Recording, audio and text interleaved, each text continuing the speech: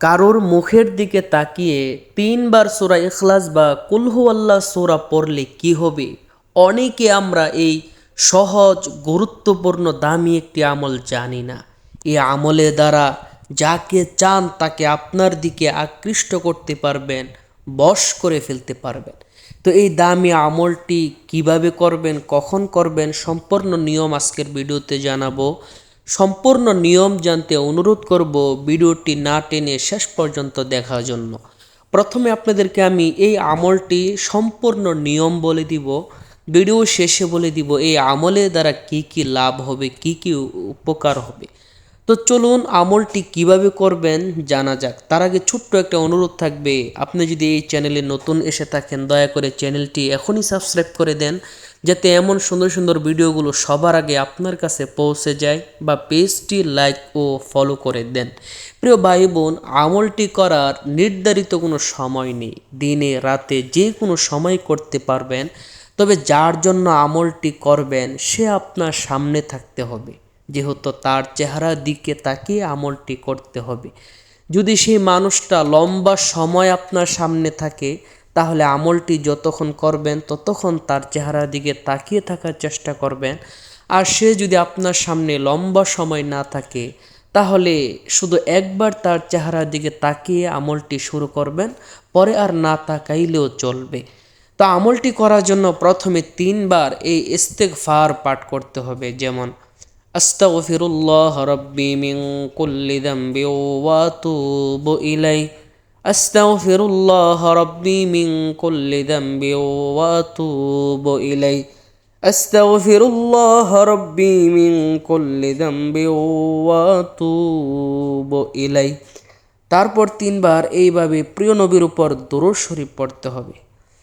اللهم صل على محمد وعلى آل محمد كما صليت على إبراهيم وعلى آل إبراهيم إنك حميد مجيد اللهم بارك على محمد وعلى آل محمد كما باركت على إبراهيم وعلى آل إبراهيم إنك حميد مجيد। এই দুরূদ শরীফটা 3 বার পড়বেন। তারপর যার জন্য আমলটি করতেছেন তার চেহারার দিকে তাকাইবেন, তাকিয়ে এই নিয়মে 3 বার সূরা ইখলাস বা কুল হুয়াল্লাহ সূরা পড়বেন। আমি আপনাদেরকে পড়ে দেখিয়ে দিচ্ছি।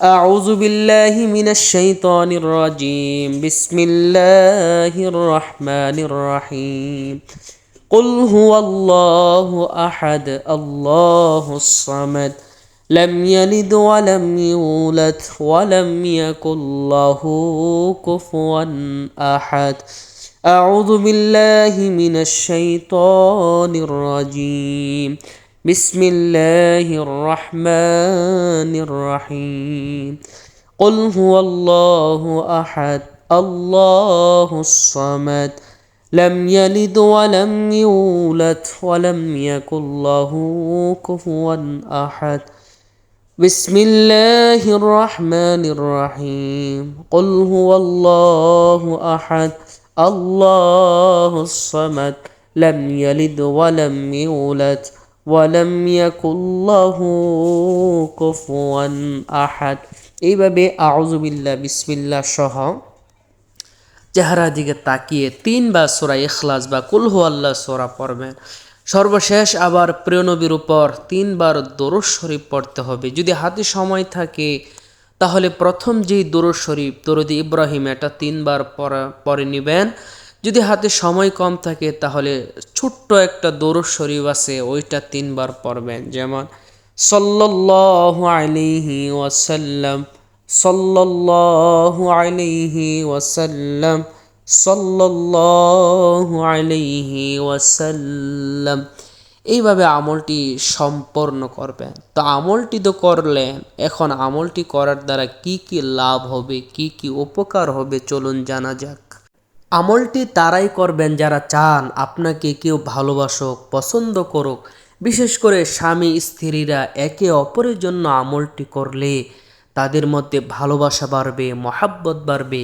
যার চেহারার দিকে তাকিয়ে আমলটি করবেন সে আপনাকে পাগলের মতো ভালোবাসবে, মহাব্বত করবে, আপনার প্রতি তার একটা মায়া আকর্ষণ বাড়বে।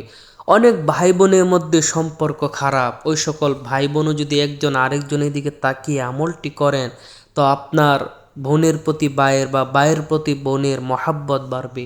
অনেক মা বাবা সন্তানের মধ্যে সম্পর্ক খারাপ, একজন আরেকজনের সাথে সম্পর্ক নাই, ওই সকলে মা বাবাও যদি সন্তানের জন্য বা সন্তান মা বাবার জন্য আমলটি করেন তাদের মধ্যে মহাব্বত বাড়বে, ভালোবাসা বাড়বে।